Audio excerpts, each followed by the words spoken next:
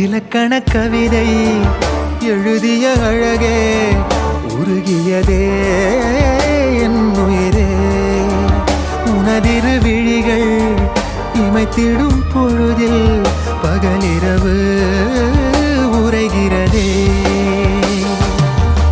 இதயம் கேட்குதே என் காற்றாக கனவாக கை வீசும் காதல் இவள் யாரோ